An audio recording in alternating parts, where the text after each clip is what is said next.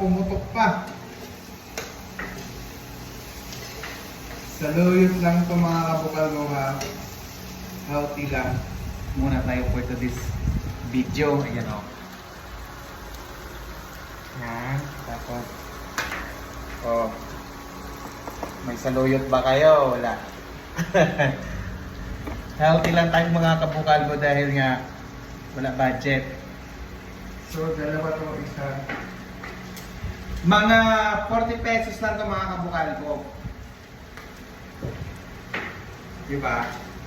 Pero, aray ko! Ayok.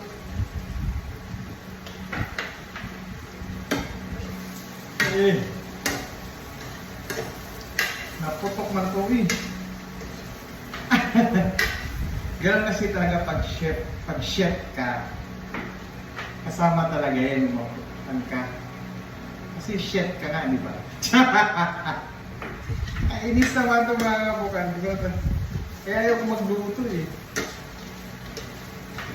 Init na lang kasi talaga halo-halo ito mga kabukal para ano. Pantay ang luto. That's it.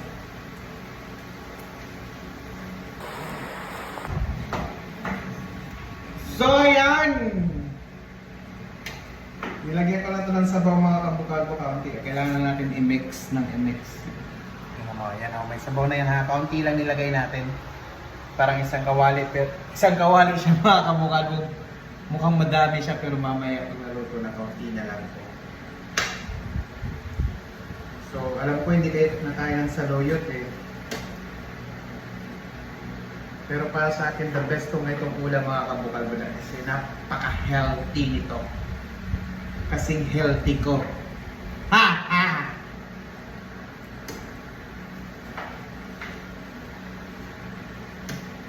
Ayaw mahalo, maliit lang kasi yung kawali ko mga kabukal ko.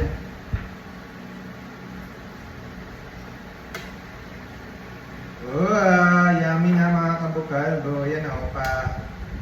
Grabe. Nagmumukha na ang kambing nito mga kabukal pa, kaya ng mga dahon-dahon. Pero mga ganitong green, ano mga kabukal, wala mga green gulay. Healthy ito mga kabukal, napaka-healthy nito. Kailangan natin ng balanced diet, lalo kung ikaw ay, palahubog.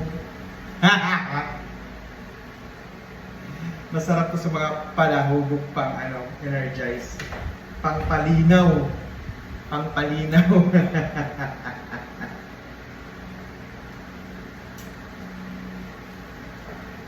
Pag palahubog ka mga kabukal doon, masarap kong itong ulam. Talagang mawaswasan ka talaga nito. Mawaswasan.